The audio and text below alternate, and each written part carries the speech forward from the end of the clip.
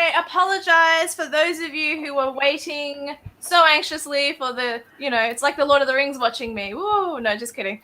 Welcome, guys, to another regular Wednesday night live stream. I apologize that we started a little bit late, but we've had a couple of technical issues, but we sort of figured out a way to navigate it. So these are my guests today. We have Kenton Green at the bottom. I don't know what it looks like for you guys. We have Kenton Green from America, Jessie Bell, who's been on my show before, and Alex, who is also new to the show.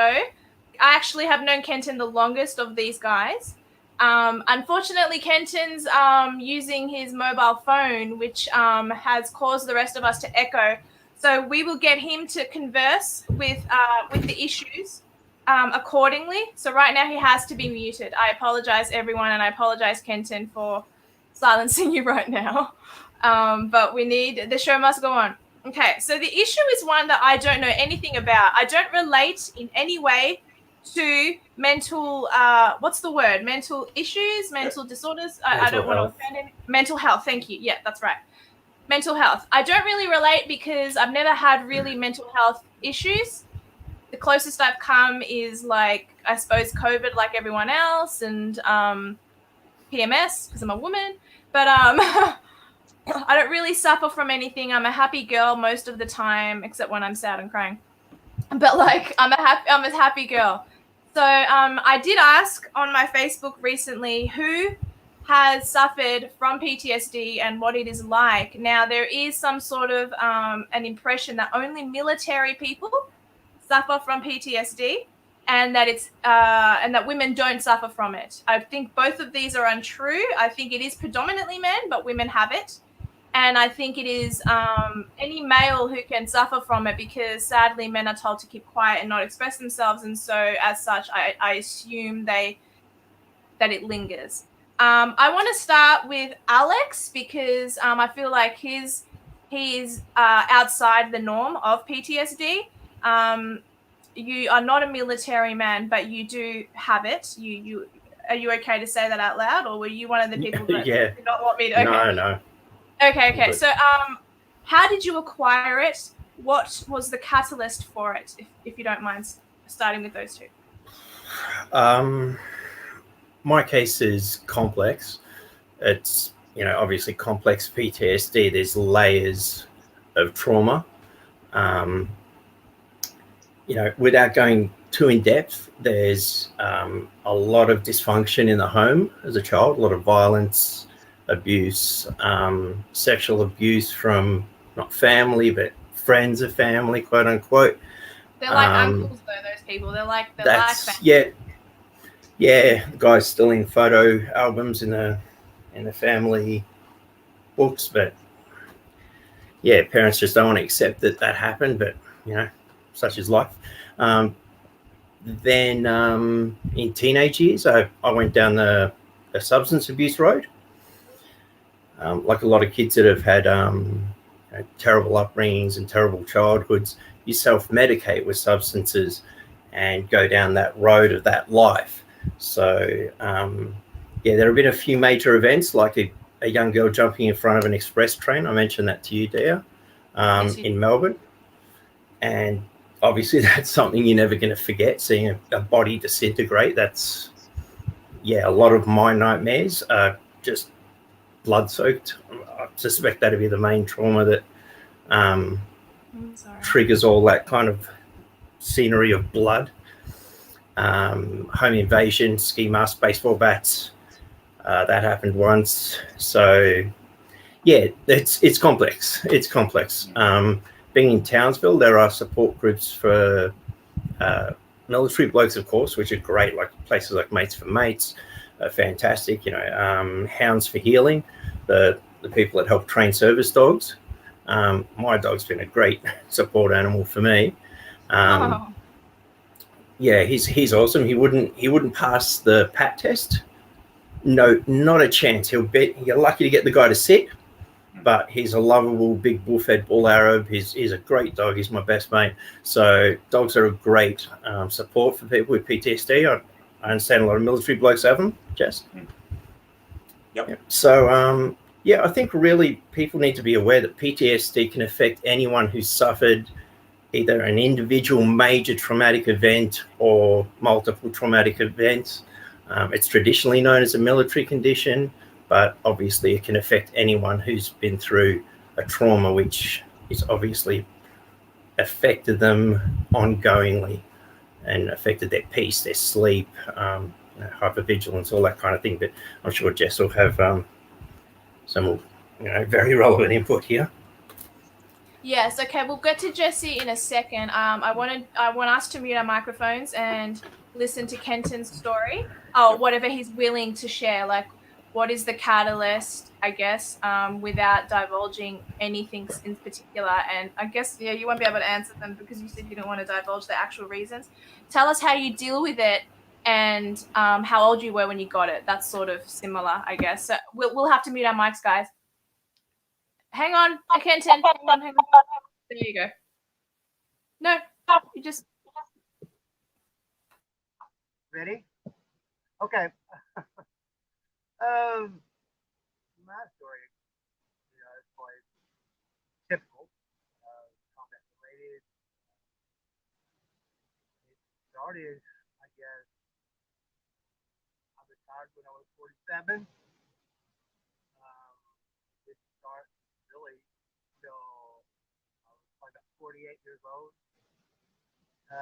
Didn't realize what I had, just went through the motions, getting angrier and, more isolated.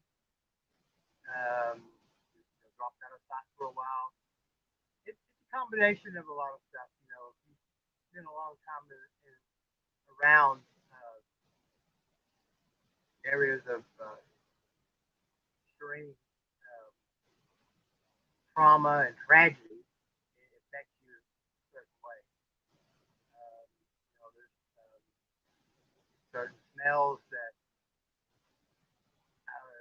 I don't think I'll ever smell again. If I did, I would probably drop to my knees and cry. Probably. I'm just so glad that I'm not the way I was back then. I think boredom really brought my attention to PTSD because I really had no symptoms until I got out of being around my buddies and just was bored.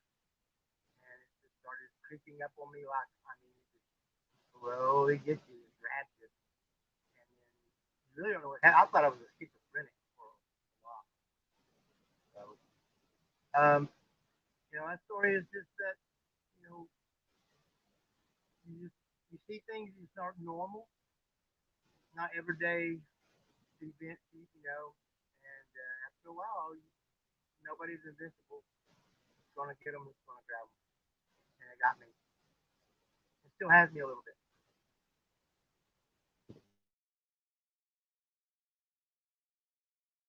okay. So that's very sad that you got it a little bit later in life. I will say that I'm sorry. Maybe that's better. That way, like you led a relatively good life earlier before that. I don't know. I don't know what the positives or the negatives of that are, but I'm sorry that you're dealing with that.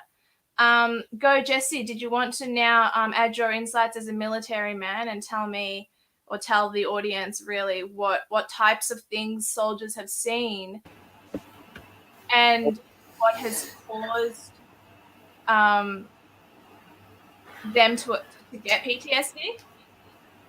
Yeah, well, just to wrap up on what Alex Kenton was saying, I'm so sorry to hear that, guys, that you went through that. And it usually starts in childhood at a very early age.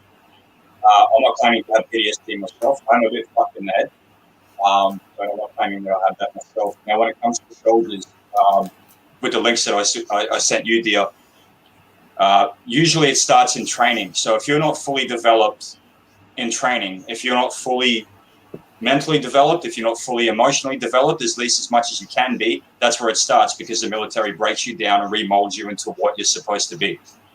And that's where the seeds lie. And that's why you get some guys that can go. I told you about that situation when my mates were in Afghanistan. They came on a village. There was an imam in that village who was a bit like Tawhidi in Australia. He was a reformer, etc. So what the jihadis did, they went through the village, they massacred the entire lot. There was a lot of rape. There was a lot of like torture. There was flaying. There was burning alive, etc., etc. And then they killed the imam last, and then our guys actually came in after that. And guys that are on that patrol are perfectly fine, and there's other guys that are completely fucked up from it. And the seeds of that really lie in the training, in the early developmental part of their soldiering. A lot of them joined up when they were too young, a bit like me, 17. And if you're not fully developed, and if you've already got a few issues in your head at the time, you can pass the psychological testing, etc. But yeah, it can definitely cause problems. And I've dealt with a lot of guys with PTSD. We were talking about one guy recently. I learned yesterday that he passed on Friday. He took his own life. I counsel a lot of guys with PTSD, and it's basically the best explanation I've heard for PTSD. And I don't know what Alex and Kenton's thoughts are on this, and I'd really be interested to hear your responses on this, guys.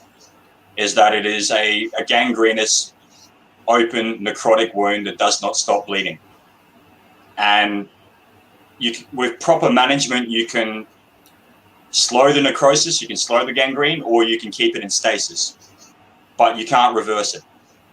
And with proper management, you can slow the bleeding to a drip with proper management, but you can't stop that drip. It's like a permanent injury. It doesn't go away.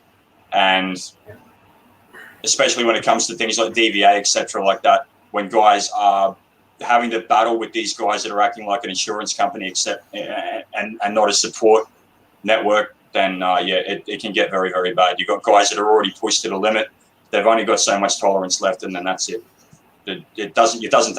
Again, like we were talking about on the phone the other day. Sorry to take up so much time, but like we were talking on the phone the other day, it's like being in severe pain already and then stubbing your toe.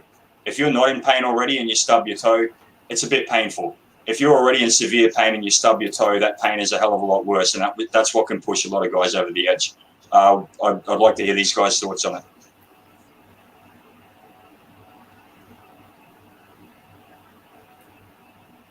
Sorry, yeah. Sorry, I said and then Kenton, and to what you just said about the gangrene thing. I'm just going to mute myself so that I'm not interrupted. Go ahead, Alex. Yeah, I think Jess nailed it there with it being an open wound. Absolutely. It's something that you just manage and maintain. And I don't know, this is in my case anyway, depending on your life circumstances, if you're going through something exceptionally stressful, relationship problem or something, the symptoms will flare up a lot worse. Other times when things are better, the nightmares and the hypervigilance and those kind of symptoms will subside for a while.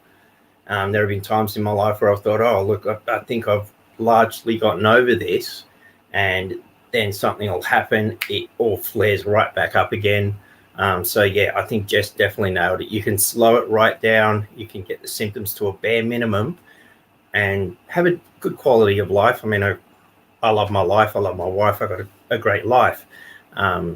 But, you go to a coffee shop or a restaurant and you're not sitting with your back to the room. You're always looking for exits. You're always ready to bug out, like, sorry to use a military term as a civilian, but the only people who've really understood what I go through has been military blokes. So I've often gravitated towards military blokes because they understand. So yeah.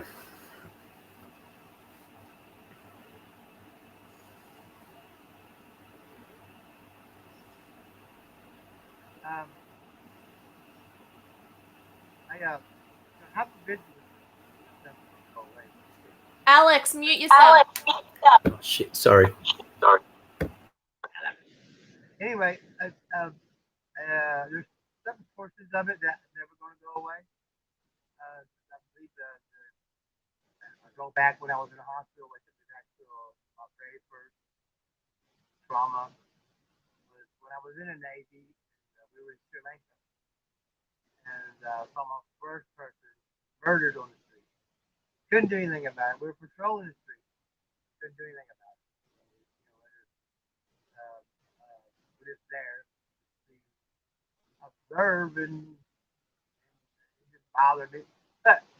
thing is that as I was, doing my job, we would come home and we would, keep shit about it over a beer and a whiskey and debrief about it. And I was fine. Everybody was fine. We got paid to do it. And then when I wasn't doing it, like I say, I was bored. And my mind started to wander. And that's when it started hitting me. It took a long time to get me, but all I can say is this: is that you can not control it. It controls you. You can try your best to not to freak out and have an anxiety attack in the middle of something, driving down the road, anywhere it can happen. It's gotten better over the years, but the VA has helped me a lot. And I believe it wasn't for them, I wouldn't be here today. And my wife. And my wife passed away 3 years ago. I thought my life was going to end then. But I pulled my bootstraps up and used the things that the VA taught me and survived. And I have a pretty good life. I still don't go out a whole lot. I still search around everywhere. I take everybody out. I give them a once over. It's just I subconsciously do this, and sometimes it's embarrassing, but that's just who I am. That's who I will always be. You never get rid of it. It's always going to be in the back of your mind. You keep up at night, keep up during the day. You got to recognize the symptoms. You can kind of feel it coming on, and you got to try to stop the best you can. It's kind of like you want a boat and run away. Best as you can, and you're frozen.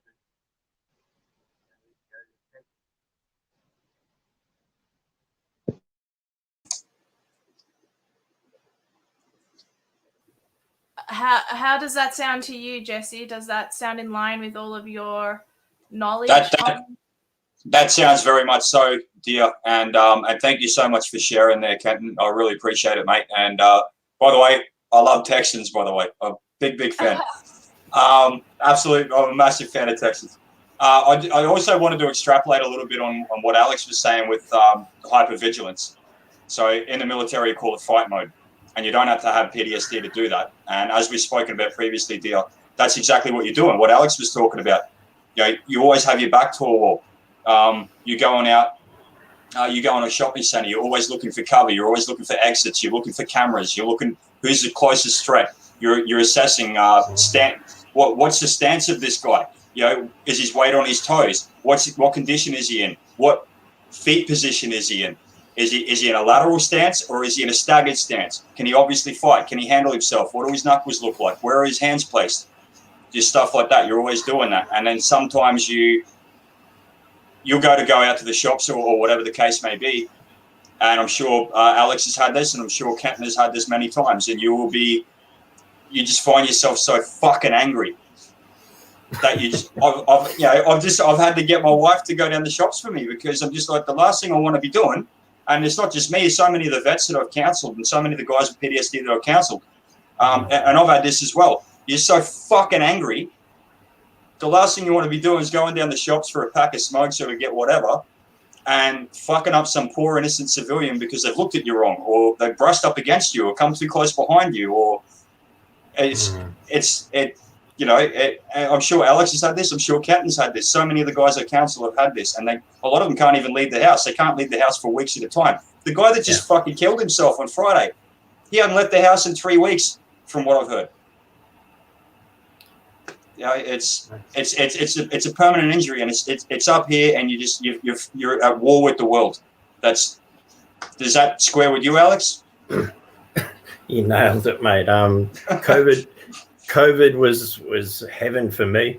It totally justified me staying indoors constantly. I love that everyone's complaining. I'm like, this is great. Yeah, we were social distancing before it was cool. Exactly. Sorry. What you were saying about looking for threats, like growing up in some of the really shitty parts of Melbourne and being into drugs and that kind of thing, getting robbed and assaulted and shit like that. The number of times I've had fucking people come at you with broken bottles and baseball bats and knives. I mean, I know it doesn't compare to, firearms, that constant threat of potentially getting shot. I can't even fucking imagine what you blokes go through.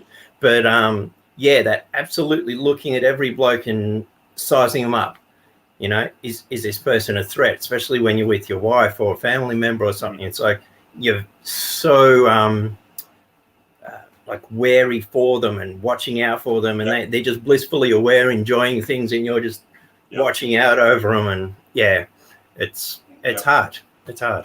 A threat's a threat, mate. Look, a broken bottle or a needle or a knife. But I got taught that in security. Even if you carry a pistol on you, by the time you draw and aim that pistol, if someone's within 20 meters of you, that they're already at you, they're stabbing you. It's not just a military thing, man. And growing up rough, like you said, and I did security after I got out of the military. I know exactly what you're talking about. It's fucked. And I grew up getting bullied. I grew up in a dysfunctional household like you. I grew up getting, I know exactly what you're talking about, man. I'm fucking there with you. Okay, not your experiences, but I know where you're coming from with that. Yeah, I just never want to sound like I'm comparing myself to what you guys go through, because you guys go through fucking hell, the shit you guys would see. Yeah, but I mean, I've got a Cert 3 and a Cert 4 in community services, and I'm doing a diploma of counselling. So they're always telling us, don't compare traumas, don't compare yourself to other people's traumas and that kind of thing. But shit, I can't help but compare, man. You guys are getting fucking shot at. You're seeing children dead. I mean, I just really tip my hat to you fucking blokes, having the fortitude to go through with what you've done. You know how brave you and Kenton are to get on and do this? Do you have any fucking idea how brave you guys are to get on and do this? And you know how much service you guys are providing to other guys who can't leave the house for a couple of weeks, or who haven't left their house, or thinking of killing themselves? You know how much fucking service you guys are doing right now, and what Deer's doing right now hosting this? Do you have any idea? Because I'm fucking telling you right now, you're doing a great service, and my hat's off to you guys and to you, Deer. Can I ask a question that will? Yeah, he's a lovely boy. Good old Jesse. I want to ask a question that will come off as insensitive, but I can't help it. Okay, so please forgive me in advance, anyone who finds this offensive. Okay, when the PTSD leads one to suicide, I struggle to get that. I don't get it, because we all have loved ones. So by the time you reach the point of killing yourself, and I know this is super fresh for you, Jesse, because of your friend, and you just said that live, and you said it to me a couple of days ago, and you were talking to me on the phone when he was still alive. It's all good. It's all good. Yeah, I'm scared to offend. Not just fuck him. Say someone. Yeah. It seems to me that when one commits suicide, it's all about me, right? At least on some level, it's led to, I'm a victim, I'm hard done by because this, and this. Now, PTSD is a little different because they've viewed and seen and experienced things that they should have never seen. So there's abuse, there's maybe rape or some sort of thing. There's I'm still scarred to this day watching online a 7-month abortion. That is the tiniest scale of PTSD that I'll ever have, and that's just not called PTSD. That's just me personally not being able to understand how humanity is so vile. So my question is, how does one get to the point where they literally think that the next world has all the answers? Or Jesse, paint me the picture, because I don't know the thoughts. I don't get it. I just don't understand suicide. I don't understand how PTSD or anything can lead one there, because everyone has a wife, a cousin, a sister, a brother, a friend, a neighbor. Do you know what I mean? Yeah, I know what you mean. Look. Yeah, go tell me, educate me. I know I'm ignorant, so educate me. No, it's all right, and I feel really bad speaking over Kenton and Alex here with this, but I asked this to you they didn't say they were suicidal. I'm asking this to you because I know if they were, they should have mentioned it, because then they can answer as well. Go ahead. Yeah, I've been suicidal myself. I was suicidal for years, and I just called you selfish. no, that's perfectly fine. No, and I perfectly understand where you're coming from with that. Okay. I was suicidal for years. Even after I had my wife and kids, there was at one point like I had it all planned out. I had the fuel in the back of the car. I was going to go set myself on fire. I was driving up to Harvey's Range and set myself on fire. She was suicidal too. Sorry, No, that's really. No, you're right. No. Well, where it's coming from, dear. And I'm I'm sure these guys will back me up on this if they've I want experienced the them same to thing. respond if they have a response if they want to, but you go first, please. It's everything's great, and you're an open wound, and life is salt, and everything hurts, and everything, even things that should make you happy, that should give you joy, like it's a nice sunrise, or you're seeing some flowers, or your kid smiles at you, or your wife smiles at you, or something like that. Yeah, or your dog comes up and wants a pat, and he's wagging his tail, or whatever. All of it, you just feel worthless. You feel like an absolute piece of shit. You feel like absolute scum, and you feel like you don't belong here, and you feel like a fish out of water, like you should be on another planet or on another existence. You just don't want to fucking be here, period. And there's nothing that can convince you to actually stay.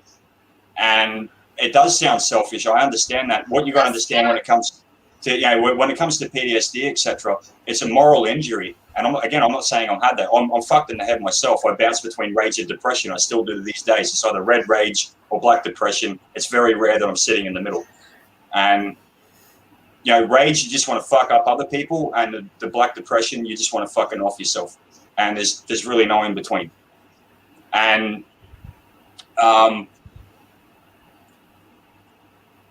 Star Rover, yeah, me too. Too many. Flu was one of them.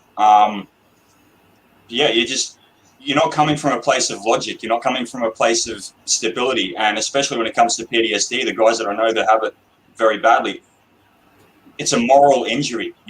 To explain moral injury is you don't have your emotional, mental, and any faculties at all whatsoever. It's like someone's gotten your emotions, got your mentality, got your logic, got your brain, and just chucked it in a blender and blended it up, and you don't know your ass from Adam. You can't make an informed decision. You can't perceive anything around you with any logic. The only thing you can perceive around you with any logic is threats and how you're going to deal with them. Outside of that, you just don't know how to deal with it. And that I'm not articulating very well here because this is a very difficult one to talk about. But it does seem like it isn't selfishness; it's defeat. Essentially, yeah. That's essentially it. Yeah. Okay. No, you put that well. And I'd like to hear Alex's thought and then Kenton's thought on this because I'm sure that they've been in the same place. Okay, Alex, you go first, and then we'll get Kenton last, and then we'll all mute ourselves. Excuse me. Yeah. This is a hard one.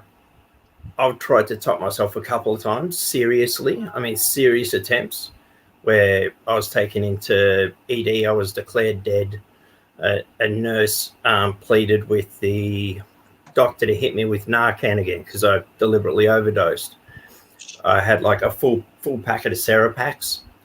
I don't know if you know what they are. They're very strong benzodiazepines, sleeping pills, more or less, anxiety medications. Crushed them into a fine powder, chugged them down, probably with some alcohol. Had a big shot of heroin. That was back in Melbourne. And my partner at the time came and found. Yeah, good and bad. Mixed feelings about Melbourne. I love it because it's home, but there's definitely a lot of things to hate about it. Yeah, sorry, I know that. Sorry. Shit, where was I going with that? Sorry, brother.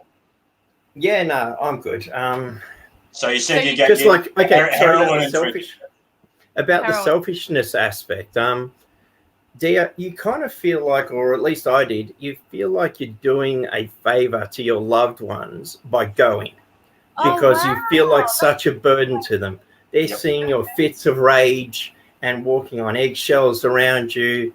And like Jess was saying, you you don't feel like you fit anywhere. You're a square peg in a round hole. You'll be standing with a group of people, they're laughing, happily joking, and you're just somewhere else in this tormented, fucked up place. Yep. And you're playing the role of ha ha ha, yeah, I'm happy. Nailed it. But Nailed it. Yep. you know, yeah, you're just playing, you're acting that you're in the same place as they are, they're having a barbie and having fun, and you just want to find somewhere where you can go and be by yourself so you can just be in your fucked up, crazy headspace by yourself. So it's a very lonely, fucked up condition to have. Like I think I mentioned in text chat, one therapist, one speaker on, I think it was a TED talk, perhaps, was saying that they described PTSD as the silent scream, which I thought was pretty great because you'll keep it in, but you are raging inside like a pressure cooker that doesn't have a purge valve and just scared that it's going to explode. So you honestly feel like leaving the world, leaving your family is doing them a favor because you're a fucking burden to them. Wow. I will get Kenton to answer, but I'm just going to add a layer to that. I think all of you are Christians. So I want you all to reconcile that with the next topic. I'll get Kenton to do that now with what I just said about being a Christian on top of the suicide thing that we're already discussing. Everyone mute yourselves. Alex, what you've gone through is not your fault. Jess and we volunteered for it. So I appreciate you giving your story. I was never suicidal. I was homicidal. Talking about the rage. Yeah, it was there. I could feel it growing. So I went off grid 7 years. I pretty much kept myself away from everybody because I knew, my capabilities. I knew that I could kill somebody, and I knew I probably wouldn't feel any kind of a empathy for any of it. So I went away for 7 years and came back. And my wife, she's the one that really saved my life and brought me to Christianity, and thank God that I know where I'm going now. Before I thought I was going, didn't know. So, but yeah, I don't know anything about. I've been around a lot of people that had committed suicide and tried suicide. I mean, I was in the hospital for a long time. But I was homicidal, so I was in a different group of people. They really watch you closely, more closely, if you're homicidal than you are suicidal. That's with me.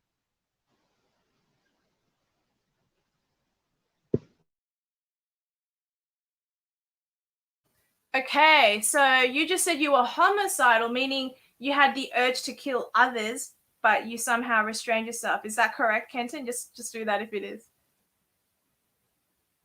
Oh, wow. Okay, does anyone want to comment on that? Either Alex or Jesse? Okay, go ahead, Alex. I'm going to mute myself. Alex, you want to go first, mate, or no? I know exactly what Kenton's talking about there, because you keep bouncing. You bounce between black depression, which is where you just want to kill yourself, and you bounce between red rage. And I'm not saying I have PTSD. I'm not claiming that. But yeah, you go to red rage, and all you just want to do is kill cunts. That's what I'm sorry. All you want to do is kill people. And or you want to really severely hurt people. You just want to hurt the world. You're convinced that the world wants to hurt you, and you want to hurt the world. And what Kenton has said there, and you see this with so many guys, it's this pendulum, but it never stops in the middle. It's always all the way up to one side. That's the red rage, where you just want to hurt people, and then it's all the way down to the other, and you go all the way across, direct opposite at the antipodes, and all you want to do is hurt people. And it's scary, man. That one's scary. The depression, that's not the scary one, because all you're going to do is hurt yourself. But the other side of it, it freaks you out when you know what you're actually capable of. Yeah. Exactly what you're saying, Ken. Exactly what you were saying, man. Sorry, I'll mute myself now.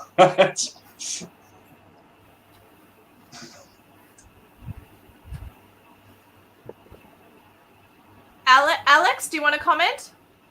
Were you ever homicidal? Yeah. Oh yeah. Okay, go. Explain. Like And I'm sorry, please connect that to your faith as well, because I feel like you're all men of faith, and it's weird to me that a person of faith could feel suicidal. To me, that would be in my head, and this is my understanding of Christianity, and I'm probably wrong, and again, forgive me if I am. Christianity and suicide don't really mesh. I don't understand how any human being can feel that if they have Christ. It doesn't make sense to me. But I'll just say one thing quickly. I wasn't a Christian at that time. So yeah. Anyway, sorry, Alex. Yeah. No worries. All right, I'm going to mute myself as well so Alex can have the floor. Okay, sorry. Apart from Christianity, what were we talking about? Being homicidal. Two strange things to align in the same remarks, but okay. I guess just overwhelming rage against the people who'd inflicted the injuries on me. You know, like I mentioned, being attacked with baseball bats and that kind of thing, knives and that kind of shit. And I'll just touch on this one carefully. Being wrongfully imprisoned for 4 months. I don't know if you read that, dear. I was talking to Kenton about that. I was wrongfully imprisoned. Police dropped the charges and reduced them down to such minor charges that they've conceded that the charges that I was held for never happened. So the rage I felt towards prosecutions and the rage I felt towards the people that were complicit in fabricating evidence, oh, Jesus Christ. You know, being on bail, I have to be careful what I say. But yeah, there's always that feeling that if they got hit by a truck, you would jump up and down and celebrate. And you would love to be driving that truck, you know. But yeah, when you've been abused ever since you're a child, that person has stolen your childhood and your innocence. The number of times I've woken up from nightmares of that, being that helpless kid pinned down, the rage I felt wanting to find that guy and just fucking disembowel him, you know.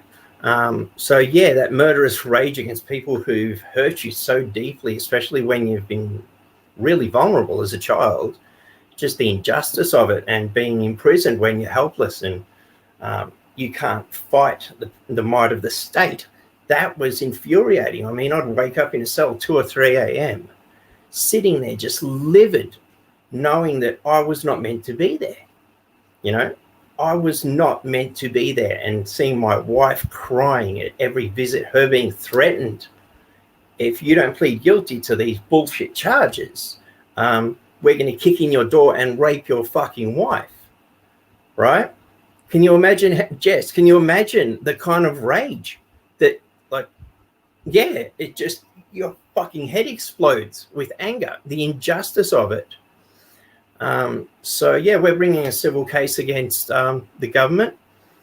We're trying to have criminal charges brought against the people that were complicit in having me wrongfully imprisoned, because there has been abuse of process, there's been tainted evidence, false declarations made to the court. I mean, in simple language, just outright bullshit, vexatious lies. And the fact that they have drop those charges is tantamount to an admission that these things never happened. They have acknowledged that these things never happened and I should never have been in prison. Basically what I did was I smashed a window with a hammer in one of these amygdala hijacks, one of these fits of rage that we have. I just saw red, I snapped, grabbed a claw hammer and smashed in a lawyer's windows. I just quickly, yeah. Alex, mate, you got to get in touch with me. I've already sent Dia some things, and she had a guy on a show. He can help you with this. Name's Tom Barnett. He can help you with this process that you're doing. He'll get you out of it, man. Oh, we've spent 30K. Wait, Noah Rebo or Tom Barnett? No, Tom Barnett, legally. He knows this stuff. He can get Alex out of it. Yeah. Easy. Okay, sorry. See, the thing is, I pled guilty to the charges that were legitimate. Shit. Well, I did what I'm telling you I did. I lost my temper. I broke windows, right? I was enraged. I was yelling and screaming, but no one was assaulted. The only person hurt was me when my hand went through the window. There's quite a bit of scarring on my wrist. Nobody was hurt. Even the newspaper article on it says offender was treated for his injuries. No mention of any victims. Yet next thing you know, indictable offence of assault occasioning bodily harm whilst armed, which is punishable by up to 7 years, and I'm remanded in custody, bail opposed, because this lawyer is so well connected, both criminally and with corrupt prosecutors and corrupt elements of police. I've had so many honest, honourable cops quietly say to me, you got fucked over. You got screwed, mate. I'm so sorry this has happened to you. Because I actually, even to this day, very strongly support law enforcement. I support police because the majority of them, I think, are doing a really fucking hard job. They get spat on, shit on by the community that they're trying to protect. Like ungrateful children, the community spits on and complains about them, defund them, all that bullshit. And then as soon as something goes wrong, quick, call the cops, help, save me. Get fucked, So I respect honourable cops, but this handful of people have dishonoured that uniform that they wear, that position and they hold. And in a backwards kind of way, this feels like my opportunity to be of service to the community by pushing back and by exposing them and having them lose stripes, potentially lose their jobs, because people who are willing to put an innocent man in prison are criminals. They are not exempt from the rule of law because they carry a badge. And to have that power stripped from them and, hopefully honourable police rise into their positions, it feels like doing something for the greater good. It would have been so easy to just, accept a common assault charge, even though no one was assaulted. Just say, yes, common assault, everyone goes home. But instead, I've been on bail for near a year, spent 30 grand in legal fees, and I'm fighting it because it just disgusts me that people that are given the opportunity to wear a uniform and, represent their country. I mean, Jesus Christ, Queensland Police's motto is serve with honour, isn't it? With honour we serve, honour, something to that effect. With honour we serve, yeah. With honour we serve, yeah. And it's like these people are doing the absolute polar opposite of that. They're doing the polar opposite of that, and it's absolutely disgraceful. So I never got to serve in military or police. I would have loved to. I went down a different road. So I want to help how I can with young blokes who have gone through substance abuse and childhood trauma, that kind of thing. I worked in AOD, harm minimisation, counselling recovering addicts, that kind of thing for a while. Respect, man. Respect. Oh, mate, Jess, like Kent was saying something about, we chose, like you two chose to go into the military. I think the fact that you suffer your trauma is so honourable because, as Kent said, you chose to go into a situation where that it's very likely that you're going to be physically injured, killed, suffer psychological trauma. It's going to weigh on your family, and you're willing to make that sacrifice. Whereas I went down the rabbit hole of drugs and crime, and there is no honour in that. So, the last 15, 20 years of my life, maybe, clean, sober, trying to be of help to the community, sort of almost like trying to redeem myself and give back some good. Fucking good on you. Well done. And on what you're saying, man, look, I appreciate it. I appreciate all that, mate. Look, I've had it far better than my mates have. Like, my mates have been to every shithole on this planet. I've only been to one. So, Okay. sorry. Yeah. No, that's okay. I want to transition to how does one manage it? Because it sounds like there's no real cure. It sounds like, especially in Australia, it may be the same in the US. Kenton can comment on this shortly. It sounds like veterans are being screwed over. They're not being offered counseling. They're not being offered some form of rehabilitation, and so they're killing themselves. Am I sort of in the ballpark by saying that, Jesse? I am. Okay. And so how does one... Okay, so Alex is not in that category of military personnel, yet he's managing it just barely, or maybe you're thriving with it. I don't know. But so your military friend recently just killed himself.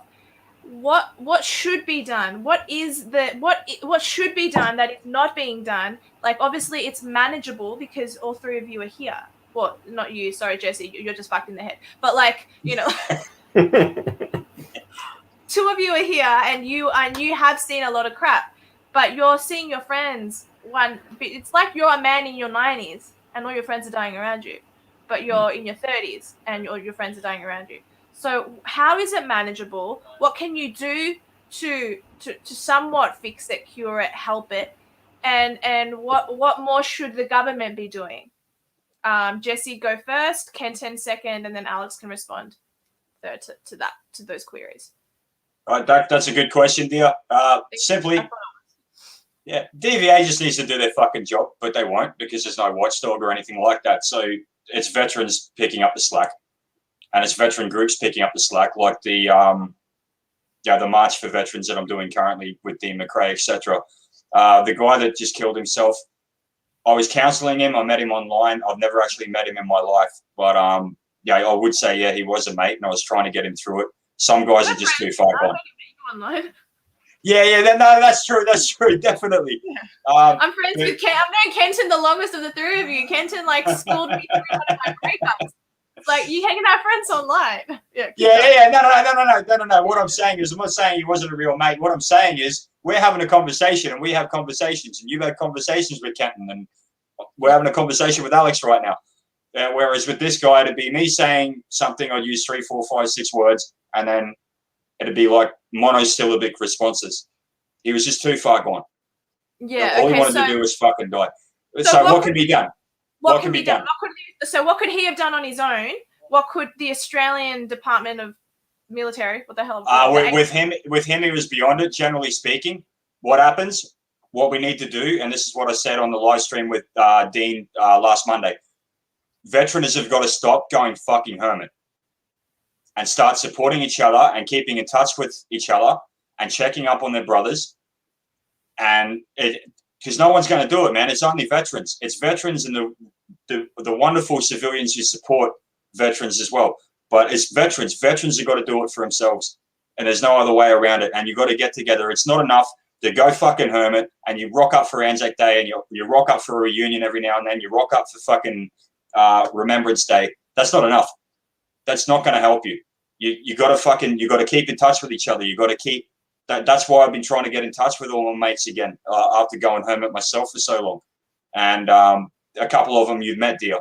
And this is why, like I've been trying to do that. And this is what we've got to do. That's the only way around it. As for management, you got to stay away from stresses. And I'm sure Alex and Kenton will back me up with that.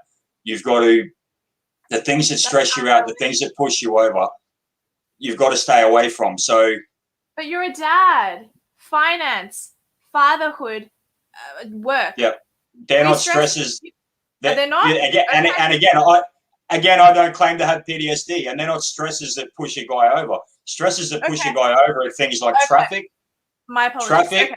No, don't apologize. No, it's wonderful what you're doing. Stresses are things like crowded places, traffic. A lot of guys can't drive. Like, I know it sounds stupid, but a lot of guys can't actually drive. Like, who have severe PTSD, they can't fucking handle it. Because all they want to do is just ram the fucking car into someone else, or they're that depressed they just want to ram it into a power pole. So you got to, until you can deal with it, you've just got to kind of, scale it down and scale down what you used to do. I'll give you one example with stresses. Like, there was one guy, one of my diggers. He had severe PTSD, and he was on his way out of the army anyway. I ran into him in a club one night where you've got flashing lights, it's crowded, he's got a gut full of piss, loud music, loud noises, and people bumping into him all the time. I put him up against the wall by the throat and said, "What the fuck are you doing here?" Because he'd already had one incident where he'd monstered some guy, and put him in hospital. And he nearly went to jail for that.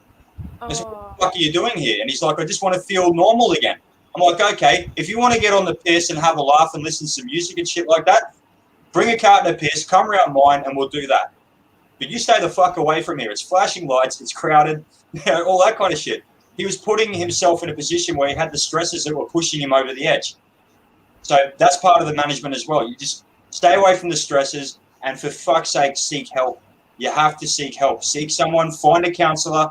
Most of the psychs DVA supply, or most psychologists, generally speaking, psychiatrists, counselors are shit. Find someone you can trust, find someone that can actually help you, and find someone that resonates with you and actually cares about you. And have to talk. Like I joked on Noah's, when you had Noah and me on the other week, I joked that, the Irish thing, I did well when I went there. I didn't tell them shit. That's the bad way. That's the wrong way to go. Find a good one and actually talk. And, it takes a while. You got to shop around. But stop being a hermit, get help, recognize you have a problem, and stay away from stresses. That's the big one with management as far as I'm concerned. Sorry for going on so long. I'd like to hear what these guys want to say. Sure. I'm just going to mute myself now and get Kenton to respond to everything. Yeah, me too. Yeah, Jesse, you're talking about crawling. Don't be a hermit. Well, I had to crawl out of my hole after a long time, and to get help. And I was very lucky. They've treated me very well. A lot of that don't touch the VA. I mean, they go in there and they expect to talk to somebody that can speak English, and it's not there. No, to a large VA. There's the foreigners, and that's the doctors who they want to see. I didn't care.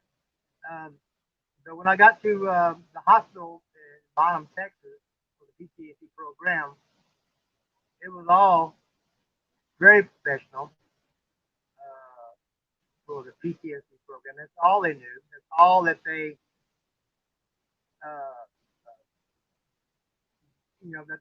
that's all they learned there for the last 2-3 years.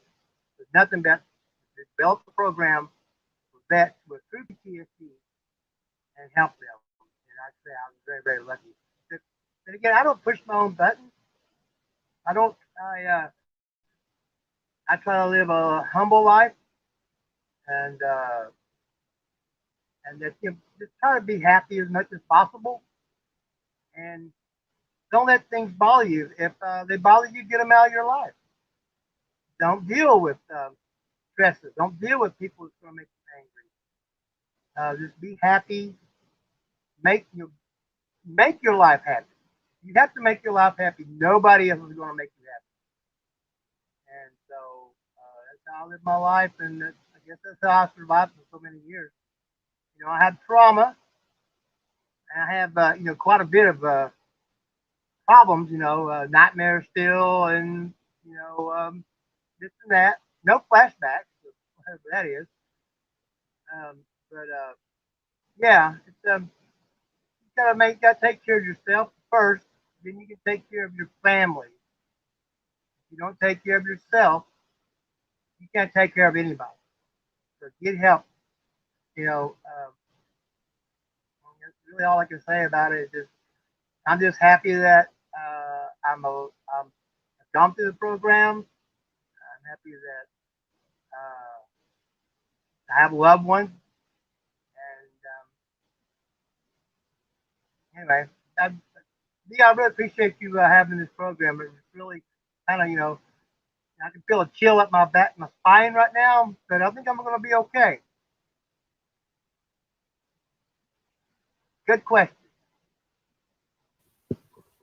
I actually wanted to say something earlier about Kenton, everyone. It's actually, I don't know what he did, but it's about 4 a.m. there now, and I wanted to sort of give him props for being up that early. I meant to say it earlier. I forgot.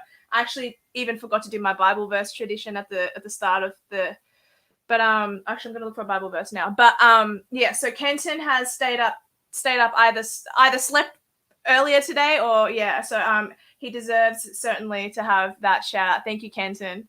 You're awesome. You've always been kind to me. I just want to read a Bible verse that just comes up on my Bible app because I should have done this at the start. But the Comforter, which is the Holy Ghost, whom the Father will send in my name, He shall teach you all things and bring all things to your remembrance, whatsoever I have said unto you. That's John 14:26.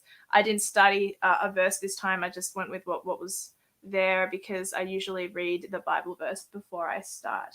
Alex, you are left to build upon what Jesse and Kenton have already stated regarding what they were just saying. Forgot the topic. I mean, I know it's PTSD. Management. You were talking about management. That's right. Management. Yes, go, Alex. I'm going to mute myself. Okay, management. For myself, I've always found exercise, fitness, health, sport a massive comfort to me and brings that stress level down. Whether it's weight training, I used to teach classical martial arts, just sports. Probably the greatest honor I ever had was wearing the Australian flag on my shoulder at World Championships.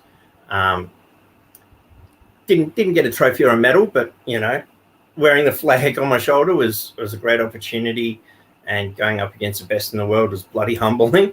I literally had to compete against my master and other masters as a 17-year-old, so it wasn't really likely I was going to come back with a win, but it was a great experience. The Aussie Karate Kid! Oh, God. But no, seriously, like, health and fitness have been such a big part of it, because that boiling stress and anger and rage, lifting some weights will bring that right down. It'll improve your sleep, all that kind of thing. Obviously, the dopamine and regulation of your serotonin, that kind of thing. Family. Kent was saying how wonderful a wife he had, which was lovely. And, I'm very blessed to have an amazing wife as well. She always brings me down. She's always there if we're out and about. And I say, oh, geez, my watch is like starting to make my wrist itch a bit. That's sort of my signal for I'm starting to feel a bit unsettled and I'd like to go.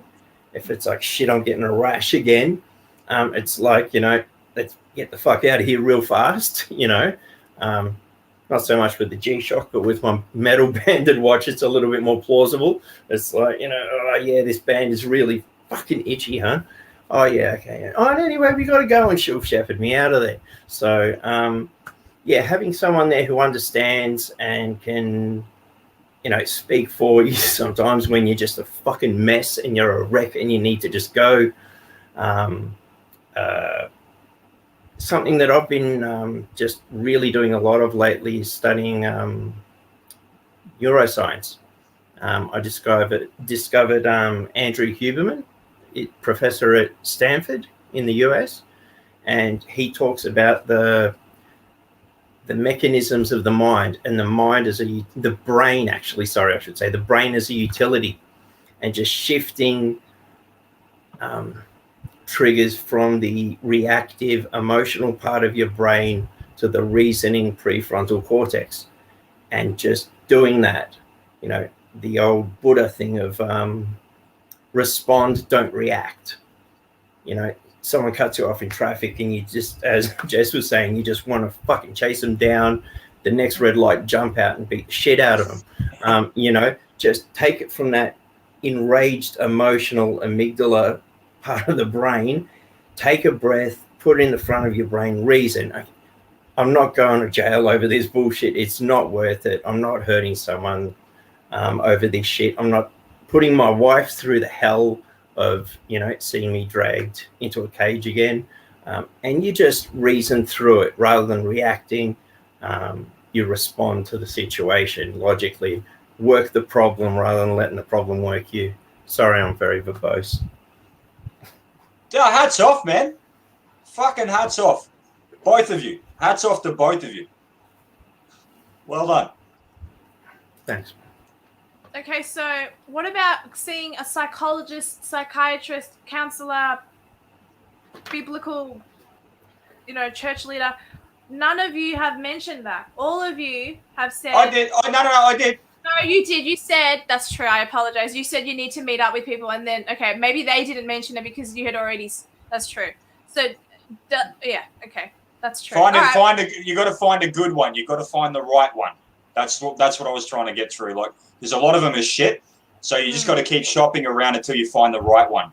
Whether it be a priest, whether it be a pastor, whether it be a counselor, whether it be a psych, whatever the case may be, you just got to shop around until you find one that actually cares and who can actually help you. Yeah. Is there a reason none of you said turn to the Bible, turn to Christ, read, but like none of you did that? Is like, wouldn't Christ, and this is me being a spiritual, like, for those who were watching who are secularists, I get what I'm about to say is retarded to you, but why wouldn't any of you have said to turn to Christ? And also, Kenton, I know that you're a widower, so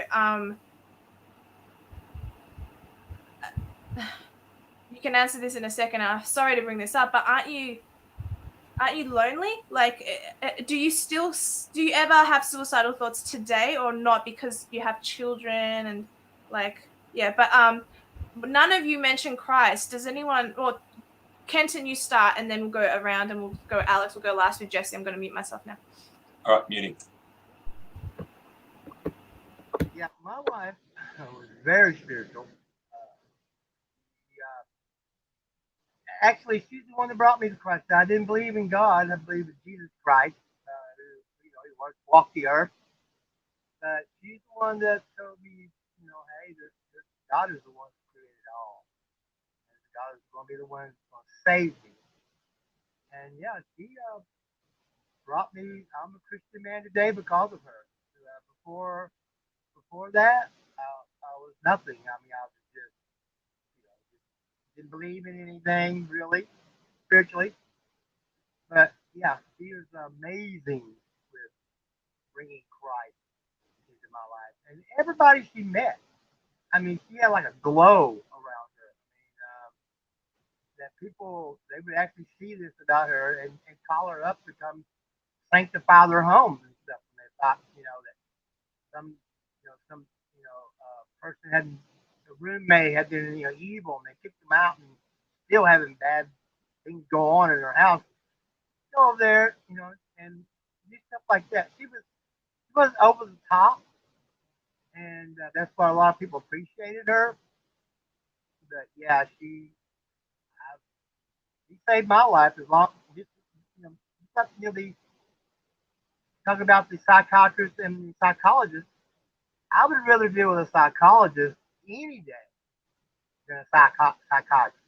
Period, hands down, because they're the ones that are learning about your problem mentally. I mean, face to face. A psychiatrist that I dealt with, oh well, we'll give you this drug. I've got a suitcase full of drugs over there that I don't take a whole lot of them anymore because they really put me. I mean, they made me more depressed than anything. Send me some. I get them for free, baby. Hey, just quickly, Kenton, I just want to say what I mentioned about the psychiatrist, etc. Yeah, all I was saying, mate, I understand exactly what you're saying. And yeah, they're too easy with the drug pad, etc. It was actually a counselor, not a psychiatrist or psychologist with me that really helped me out.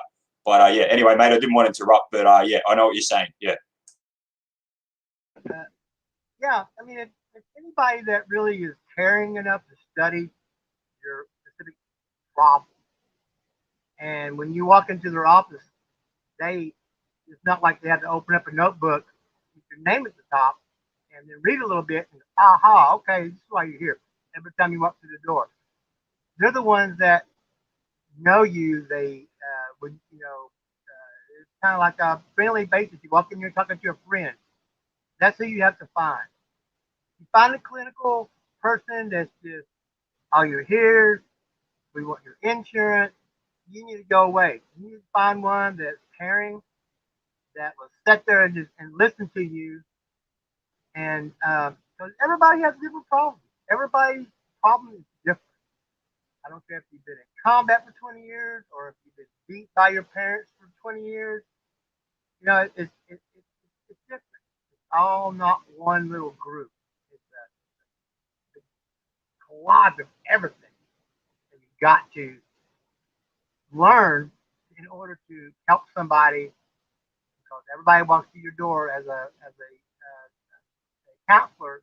They're different, and I've been very lucky.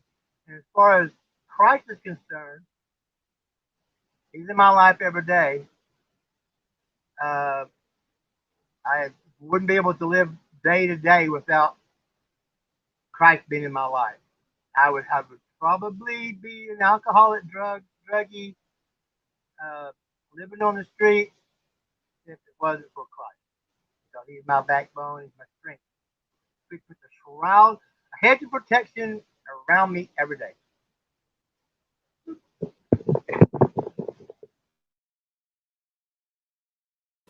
Oh, I think he just left. The hell happened? I don't know. He just left. That's okay. It would have been an accident. He'll probably join in a second, or he's so tired. Yeah, he's cool. Alex, do you want to respond? Like you are a Christian, right? Not a very good one, if I am. Welcome back. Yeah. Whenever life's really gone down the toilet, like I've had a couple of breakdowns that ended up in admission to acute mental health, which will segue into that psych drugs topic in a minute. But every time things have come to a real crisis point, I've picked up my Bible again, always.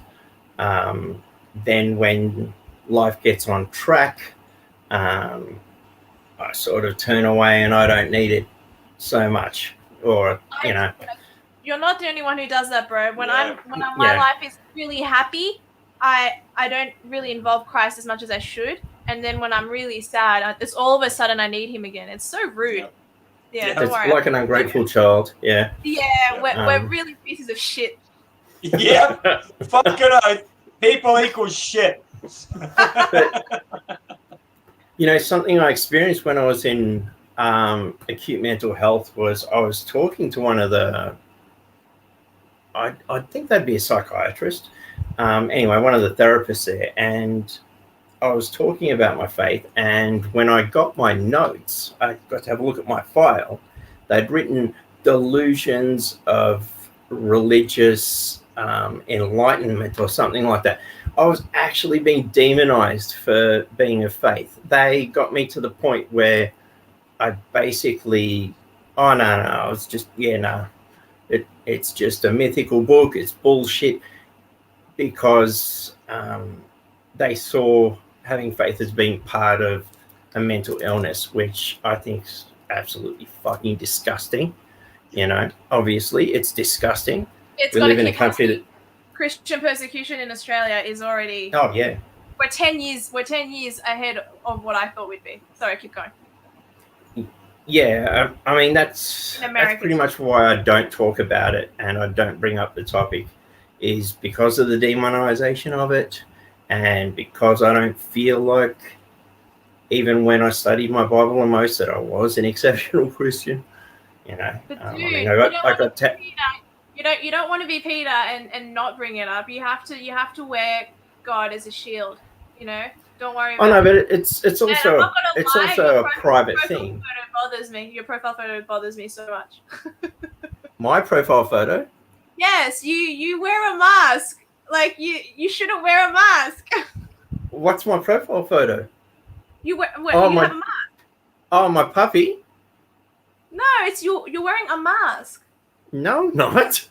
Oh, sorry, I'm thinking of someone else. Never mind. Sorry, I was thinking of a different Alex. I'm so sorry. Okay. All right, sorry. No, you're right. You're right. It is personal. That's so embarrassing. It is personal. So the reason you don't bring it up a lot is because you feel ashamed of yourself a little bit, or because you don't want to be persecuted by others for your faith. A little bit of column A, a little bit of column B.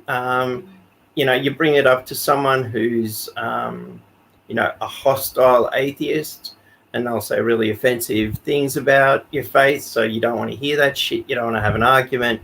you know, you don't want to insult them, you don't want to be insulted by them. So, you know, the way you keep your love of your family very close and guarded and protected, I think you should keep, or I feel that I keep my most cherished beliefs very guarded and to myself, because you open up to that and you can be vulnerable. You know, people can hurt you if they know what's most valuable and what's dearest to you.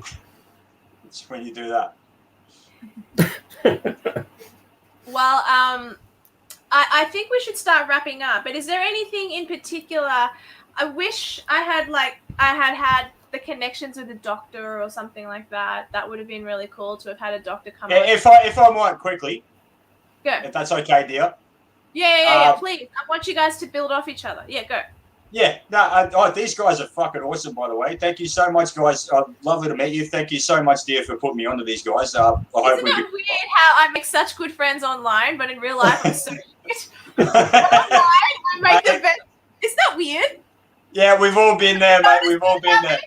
Yeah. I didn't get a chance to answer, so I'll answer now as to why I didn't bring up Christ. Oh, okay, go ahead. And these guys have had different reasons for that. The reason I didn't bring it up is quite simple. I do wear my faith openly.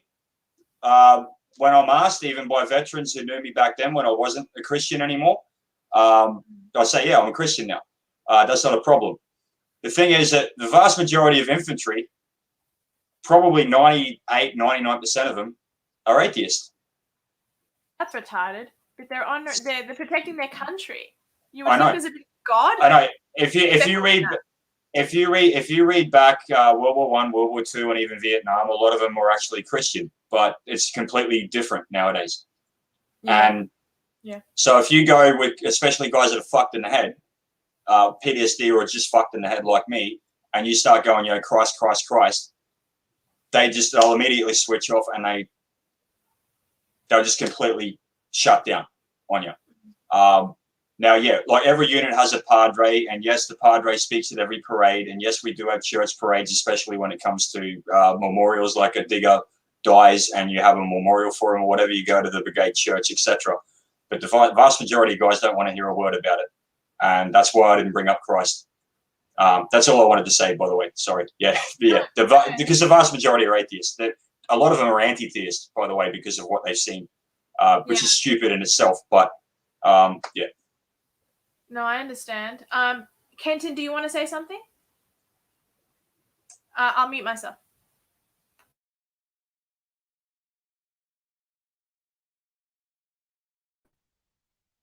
I don't know what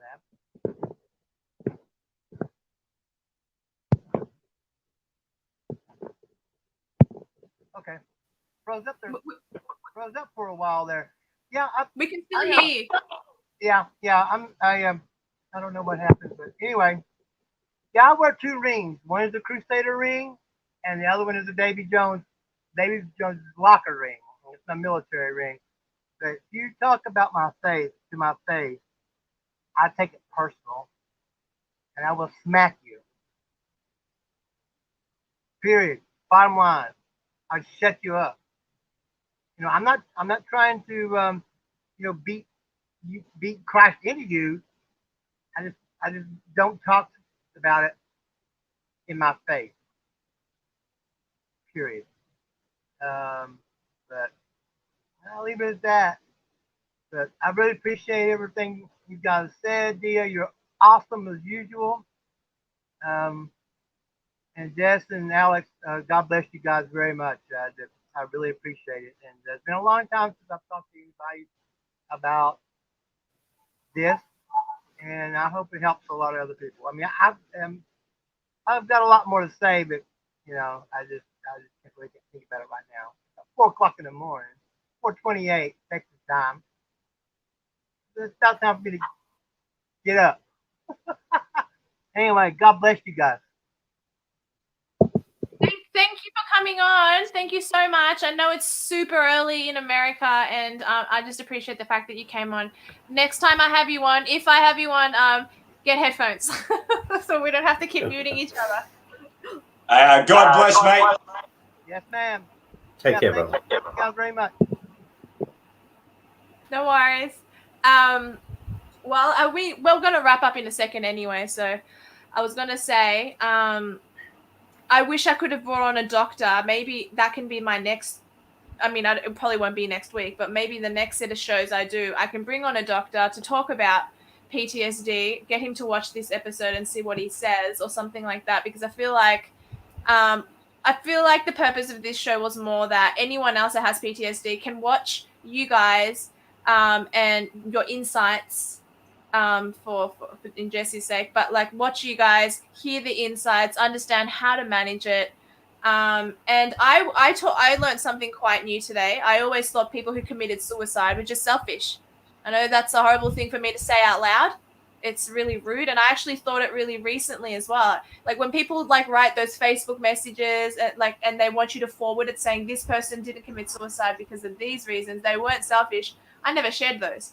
I didn't want to because in my head, no, I'm like, no, you're being selfish. Your mother loves you, your father loves you, your cat loves you, or whatever you have loves you. How dare you kill yourself?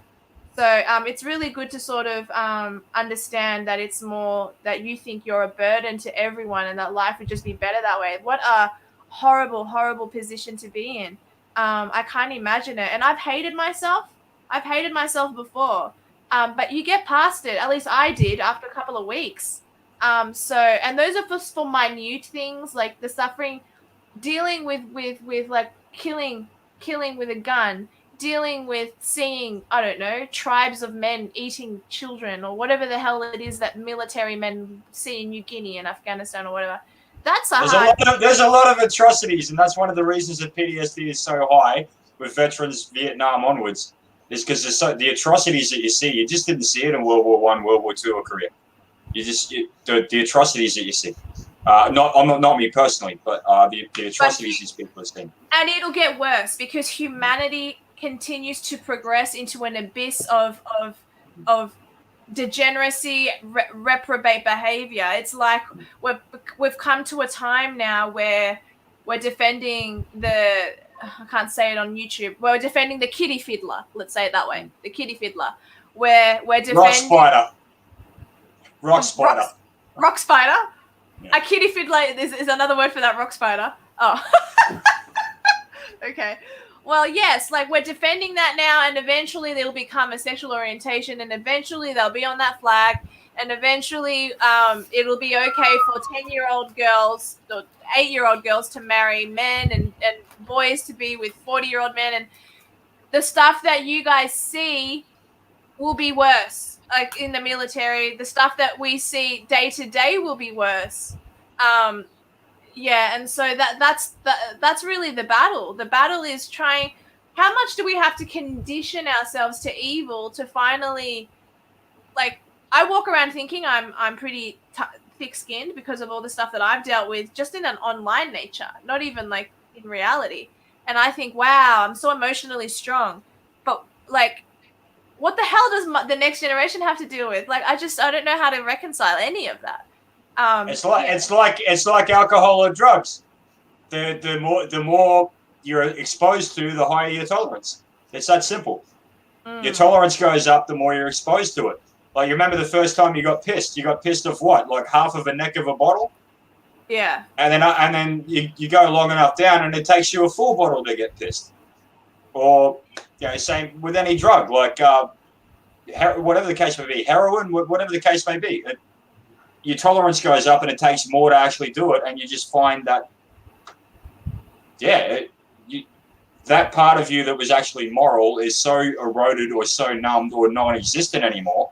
Yes, and the fact, by the way, someone thinks you look like Gollum. Actually, that was the nickname.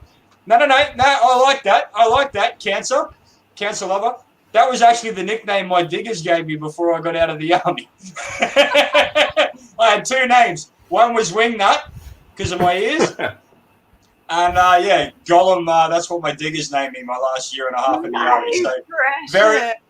My precious! Yeah. That's awesome. Yeah, anyway, you're right. We have to keep conditioning ourselves more and more and more and more and more and more to sin. And that is, as you said earlier, I've never heard it put that way before. PTSD is a moral injury. Is that what you said? That's Yes. really well stated. And that means that all the stuff that we accept now, or at least tolerate, would have probably caused PTSD in the, 1600s or something. Like how? Yeah, probably. Yeah, that's bad. That's not. We're not in a good place right now, humanity. It's really quite a scary thought. But anyway, guys, I really appreciate this entire live. Yeah, this has been a fantastic live. We have about 52 viewers on D Live. So on YouTube, we didn't get a whole lot because I'm not using my YouTube channel at the moment. I'm purposely using another channel for a specific reason. But my channel will start uploading at some point. I just have to keep using this channel in the meantime. But yeah, guys, thank you so much for Alex for telling me your story, Kenton for telling me your story, and Jesse for offering your insights as to the military aspect of things. And I'm sorry you keep losing friends. And it's like not the way I'm losing these ones through stupid political shit. You're actually losing them. So Shit happens. And for my part, I just want to say to you gentlemen, both of you gentlemen, absolute pleasure to meet you. Please keep in touch. Yeah. Please keep in touch. I really want to keep in touch with you guys. You guys are fucking awesome.